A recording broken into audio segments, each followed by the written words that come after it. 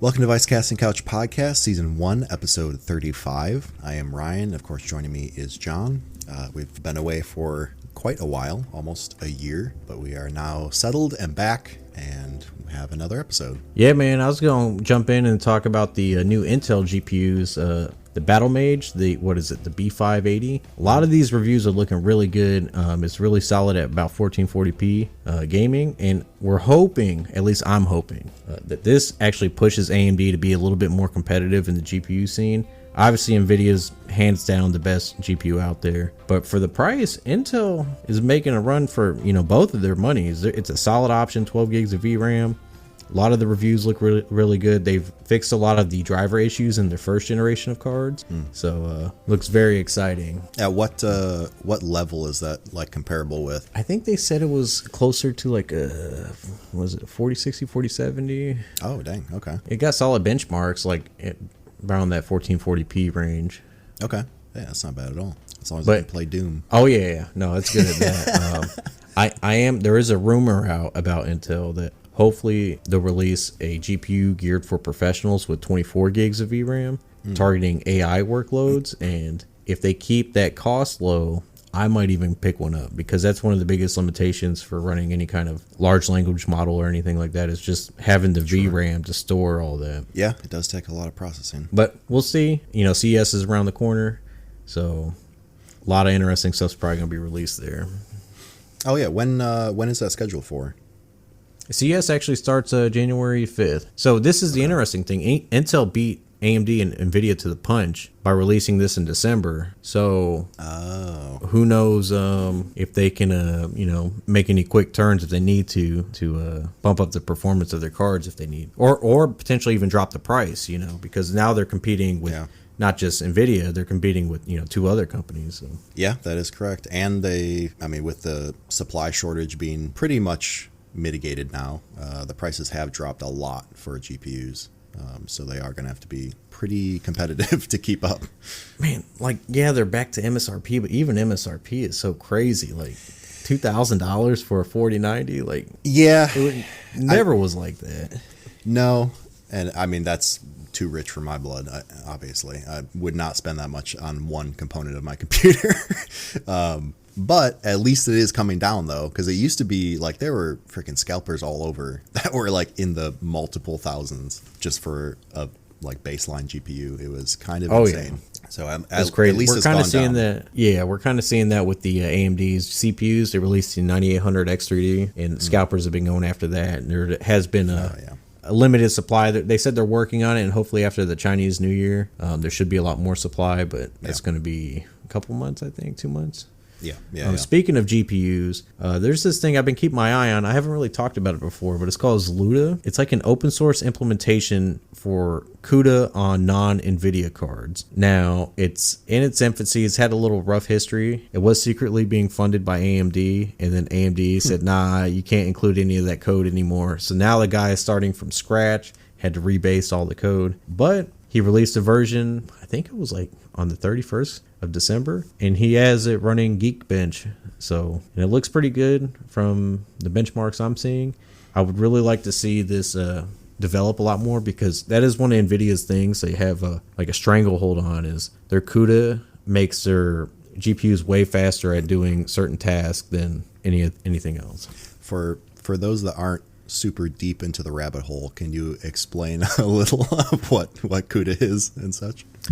It's like an API for their GPUs that allow parallel computing to happen. Basically, this API, is NVIDIA owned, so all these NVIDIA GPUs are built for CUDA. And then because everything supports CUDA so well, it just runs great. Be it if we're talking media transcoding, AI, all that stuff, machine learning. Okay.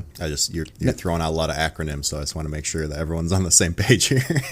It's not that AMD doesn't have their own version. They have one called ROCm, but it just doesn't have the adoption, and there could be an argument about how powerful it is. But if you could actually get CUDA to work on non-NVIDIA cards, it could be a game changer. Sure. Well, switching gears a little bit, I want to talk about a recent development where a bunch of Google Chrome extensions were compromised.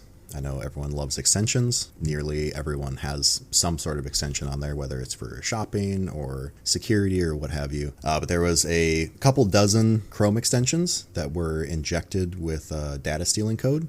Most of them involved some form of AI, like ChatGPT or like Bard AI, something like that. If you have any of those extensions, I would double check. I'll obviously put a link in the description with the report from Extension Total. They were the ones that found it and put a whole list of all the extensions that were compromised, and they have a stoplight system of whether they're good to go, they were removed, or whether they're still compromised and haven't been patched. There was also a bunch that were linked to VPNs as well.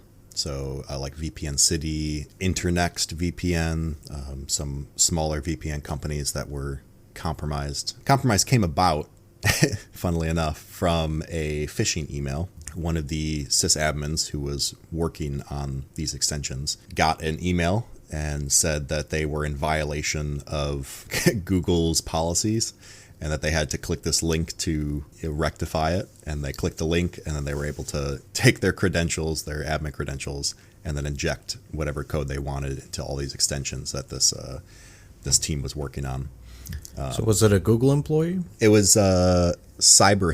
Cyberhaven. Yeah, so it's a cyber startup company, and they, I guess, distribute extensions. Oh, okay, gotcha. And yeah, they got the email. It was an employee of Cyberhaven, and then they clicked the link, and the threat actor just injected a whole bunch of code into as many extensions as they could.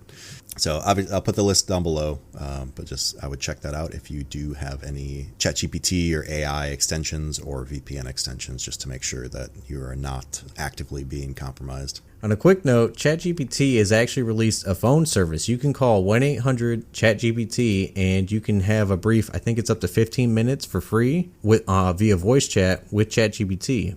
And they're hoping this can help make this more accessible to certain people, you know, like the elderly and whatnot. They do say you can also send text messages or use WhatsApp to the same number and get ChatGPT to answer your questions. It's like an AI voice. Have you tried this? I have not dialed it, but from what I've heard, it's limited to 15 minutes, and with the voice calling, it is a voice talking back to you, from my understanding. You said it's 1-800-ChatGPT? Yeah, why don't you call it right now? I am going to. I'm ChatGPT, an AI assistant. Just so you know, our conversation may be reviewed for safety. By continuing this call, you agree to OpenAI's terms and privacy policy. So, how can I help you today? Oh my goodness. Ask it a question. Oh my goodness, indeed. What's got you all surprised? I don't like this. Got it. What don't you like about it? Let's see if we can make it better. Oh no. No, ask it a question. Ask it like Oh no. Do you want to tell me more about what's bothering you? What? ask it how old America is or something. I don't know. How old is America? The United States is 2,409 years old as of 2025, having declared What? independence in, all right? 2,400? Is that what it said? I couldn't hear it that 49 well. years old in 2025. Did you maybe mean something else? What? Repeat your answer? The United States will be 249 years old in 2025, Oh, counting from its 200 independence in okay. 1776. Yeah, no, that checks out. Okay, all right. Not Yeah. as... Stop talking. Sorry about that. Just hang up. Explain to me what CUDA is. From NVIDIA, if you need. From NVIDIA. Exactly. CUDA is developed by NVIDIA. Snarky. It's used... Awesome. CUDA can be really powerful for that. Need any tips on getting started? I don't think you can talk when it's talking because it's going to change its answer. Explain to me what CUDA from NVIDIA is. Sure. CUDA from NVIDIA is a parallel computing platform and programming model. It enables developers to use NVIDIA GPUs for general purpose processing, which can greatly accelerate tasks that can be done in parallel. It's widely used in various fields, from scientific research to game development. Planning to use it for a specific project? No, goodbye. All right, hang up. I don't like that at all. I'm saying it's neat because, you know, there's no account. Like normally, if That you is use true. the website, Yeah, you that need is to use true. an account. It's free up to 15 minutes, I think, per phone call. I could be mistaken on that, but moving on. I was going to talk about the Salt Typhoon hack. Now, this is it's kind of a big deal. I won't go super deep into it, but basically what happened is a bunch of Chinese hackers believed to be nation state related, from my understanding, have targeted telecommunication companies like Verizon, AT&T, Lumen. I think T-Mobile was affected as well. But what they went after was, so there was a law made in, I think, the 90s. It's here we go, Communications Assistance for Law Enforcement Act. It was made in 1994. And so basically they had to put certain like programs in effect to allow like wiretapping and whatnot. Well, Salt Typhoon attacked these programs and were able to get some level of access into multiple of these companies. Now the FBI has responded and people have released press statements saying that hasn't been that deep, but CISA has released a statement saying, hey, you should not use text messages anymore. You should use a end-to-end encrypted messaging app like Signal, and they even go ahead and recommend stop using SMS for like your two-factor authentication. They recommend using something like FIDO, which is like a YubiKey. So I thought this was very interesting, seeing the government coming out and saying, hey, use Signal because our own back doors got compromised. Yeah. But I can link to the CISA document below. They also use some other recommendations like using password managers and setting a PIN on your telecommunications account with your provider. That way, like SIM porting and stuff like that isn't as easy. Yeah, I mean, I know we've touched on this multiple times before. Yeah, strong passwords and two-factor authentication are pretty huge. And I guess now with two-factor authentication, maybe don't use the text message code.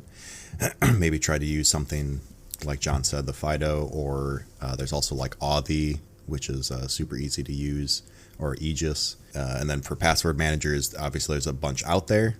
I like Bitwarden. I think that's super secure. It keeps everything local. It doesn't upload anything to a cloud. You know, LastPass, that got hacked. So I would steer clear of that, in my opinion.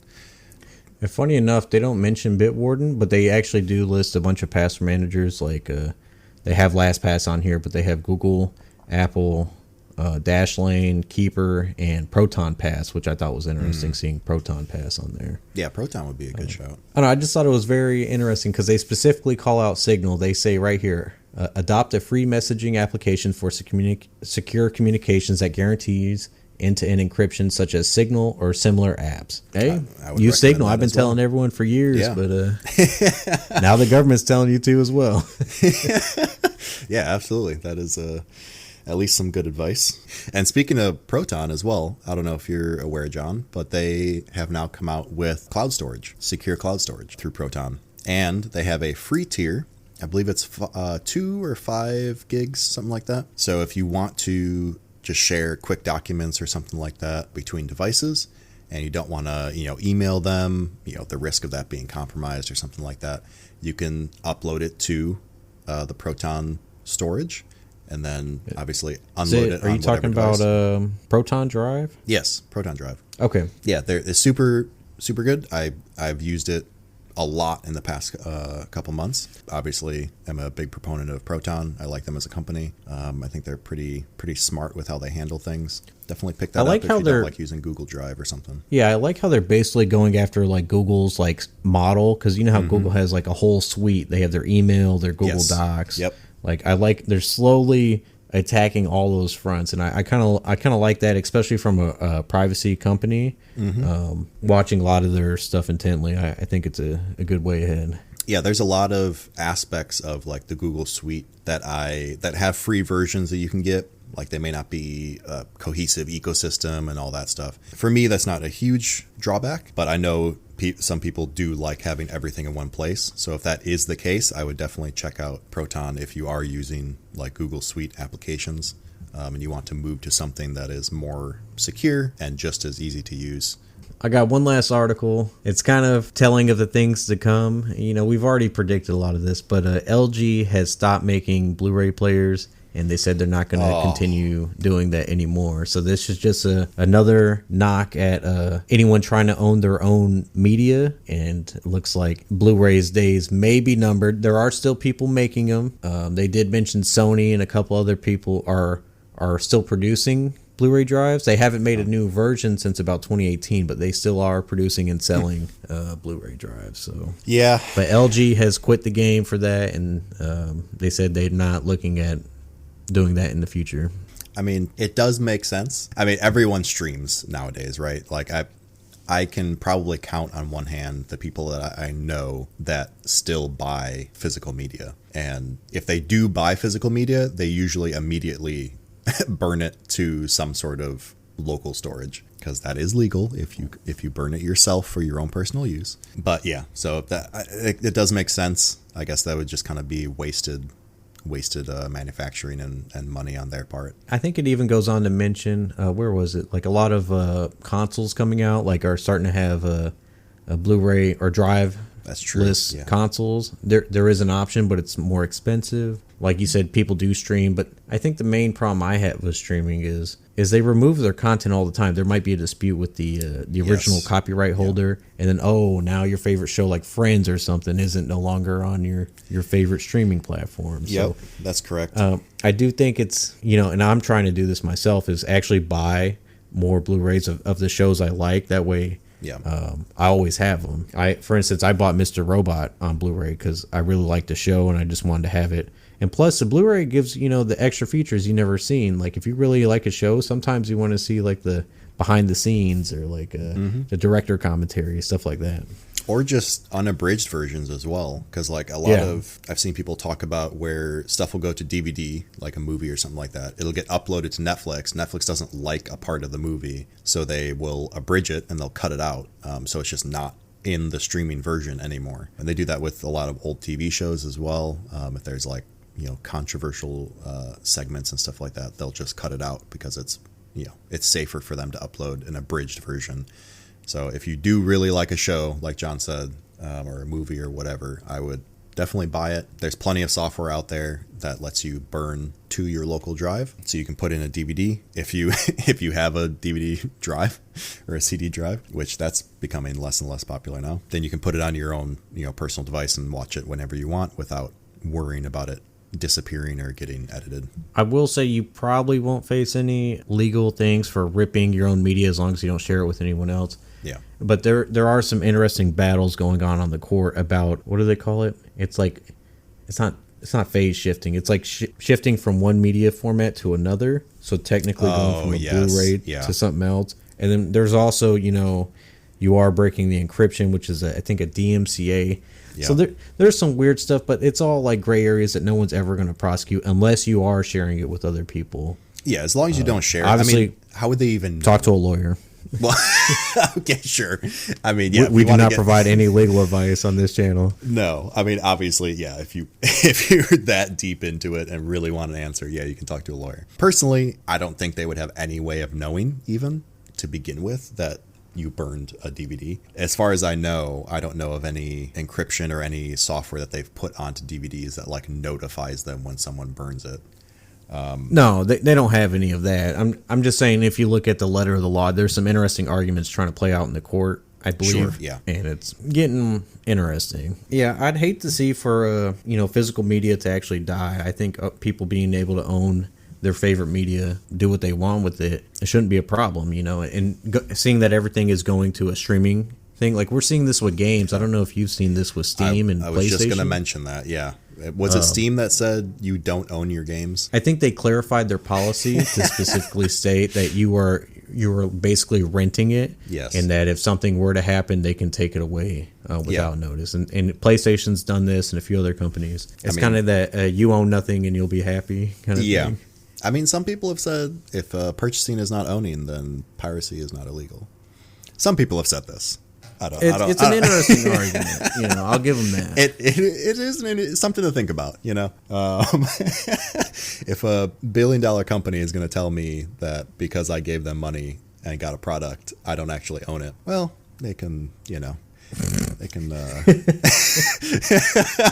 Yeah. No.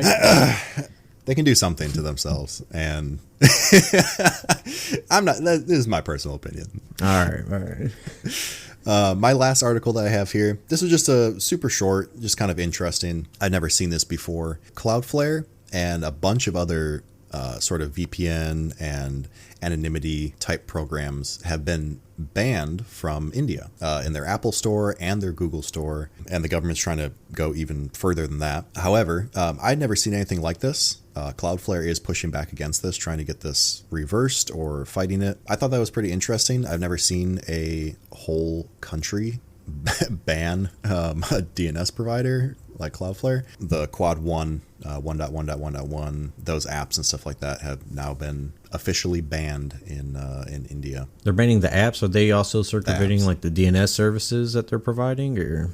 Well, they banned the apps, and they also, I don't know if they made the law or they're enforcing a law where every VPN provider has to maintain records of their customers. And that includes IP addresses, names, physical addresses, transaction history for a 5-year period. And obviously, it's insane. It's like it's like China level. A bunch of the VPNs are pushing back against this. Nord is pushing back, Express, Surfshark, Proton.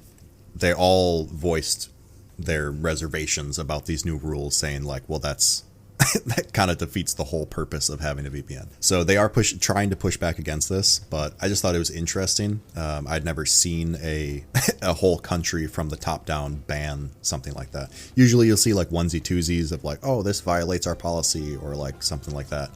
But I've never seen actual government system, besides obviously like China or North Korea, but they do that all the time.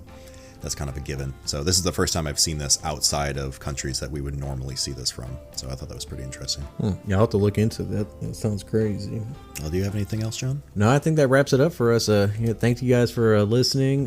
If you like the video, give it or the podcast, give it a like, and make sure to subscribe for future content. Yeah, we'll see you later. Bye.